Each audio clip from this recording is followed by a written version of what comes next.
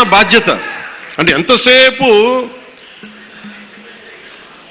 ధాన్యం పండించి దోచేసుకోవడం తప్ప తిరిగి ఇద్దామని గుణం లేకపోతే ఏమవుతుంది?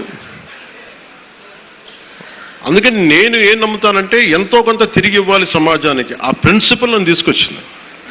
అలాంటి నేను కోరుకుంటుంది మన సంక్రాంతి ఒక కొత్త సంక్రాంతి అవ్వాలి మన పీఠికాపురం. ఇది మీరందరూ నా కుటుంబ సభ్యులు. మీకు ఆనందం ఇవ్వడమే నా పని. ఆనందం ఇవ్వడం అంటే మళ్ళీ ఇంటికి వచ్చి డ్యాన్స్ చేయమనేదా? అంటే మీరు బలం అవ్వడానికి నేను చేదోడు వాదోడు అవుతాను. అలాగే మా ఇంటికి వచ్చే పేరెంటాలకు వచ్చే ఎన్ని పేరెంటాలు వస్తే పనే వాళ్ళు చేస్తారు, పనులు కూడా చేయాలి కదా. అలాగే సంక్రాంతికి నాకేమనిపించిందంటే పీఠికాపురం పర్మనెంట్గా ఒక సంక్రాంతి ఉత్సవాలకి పండగ కావాలి. అంటే ఇది సంక్రాంతి ఓణం ఎట్లా ఉంటుందంటే మాది కూడా మన హార్వెస్ట్ ఫెస్టివల్ మన కేరళలో. అది భూమిని నమ్మే ప్రతి ఒక్కరి పండగ అది. అది కేరళలో చాలా ఒక అనూహ్యంగా ఏంటంటే అన్ని మతాలు జరుపుకుంటారు. సో నా మనసులో కూడా మన సంక్రాంతి అన్ని మతాలు జరుపుకోవాలి. అది ప్రకృతి ఆరాధన నుంచి పుట్టిన మన సంస్కృతి ఇచ్చిన వారసత్వం అది. ఈ వారసత్వాన్ని భవిష్యత్ తరాలకి అందించడం మన బాధ్యత. ఈరోజు పీఠికాపురంలో జరుగుతున్న సంక్రాంతి సంబరాలు మనకి భవిష్యత్తులో అందరికీ అలాంటి జ్ఞాపకాలని ఇవ్వాలని మనస్ఫూర్తిగా కోరుకున్నాం.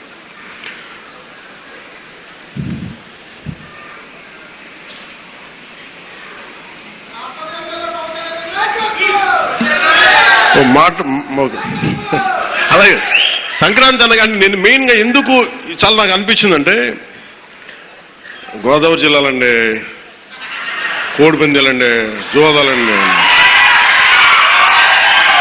సంక్రాంతి తాలూకు అంటే సంక్రాంతి అంటే కోడిపందాలు, జూదాలు, పేకాట. ఓకే, నేను సరదా అదేం కాదంటలేదు, చేసేవాళ్ళు చేసుకోమని చెప్పి నాకు ఇబ్బంది లేదు. కానీ అంటే నేను తెలంగాణ స్నేహితులు కూడా చెప్తా ఉంటాను. హైదరాబాద్ నేనే ఇంట్లో ఉంటే, నేను హైదరాబాద్లో ఉంటే ఇప్పుడు 10 years బ్యాక్ మేము ఎక్కడికి వెళ్తా అంటే మేము భీమవరం వెళ్ళిపోతా ఉండే, లేదంటే మేము తూర్పుగోదావరి వెళ్ళిపోతాం. దేనికి అంటే మేము అక్కడ ఈ కోడి పందాలకి ఎంత డబ్బులు వేస్తారని నాకు తెలియదు కూడా తెలియదు. నాకు అప్పుడు అర్థమైంది. అంటే నేను అనేది సంక్రాంతి అంటే కేవలం కోడి పందాలు, పేకాట, జూదం దగ్గరికి పరిమితం అయిపోతే రాంగ్ ఇండికేషన్ అవుతుంది సొసైటీకి. ఇంకెక్కడ ఎలా మనం అది మార్పు రావాలి అంటే, ఎందుకంటే మన సంస్కృతిని మనల్ని దేనికైతే అసలు మూలం ఎట్లా ప్రారంభం అది మర్చిపోయాం అనుకోండి, మర్చిపోతే అది దారి తప్పేస్తాం.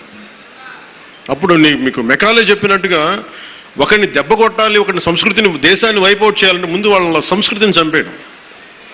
సో ఇది సంస్కృతి మూలాల్ని పరిరక్షించడానికి, మర్చిపోకూడదని చెప్పడానికే ఈ వేడుక ఈ రోజున పీఠిక. ఇది మొత్తం రాష్ట్రంలో ప్రతి నియోజకవర్గంలో ఇది అవ్వాలి.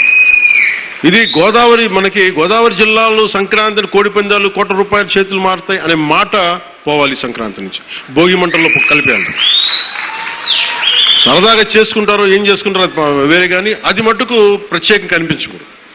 ఇది ఆప్యాయతానురాగాల గురించి పంచే మనస్తత్వం గురించి చెప్పుకోవాలి. ఇందాక మనం చూసిన హరిదాసు కీర్తనల గురించి చెప్పుకోవాలి.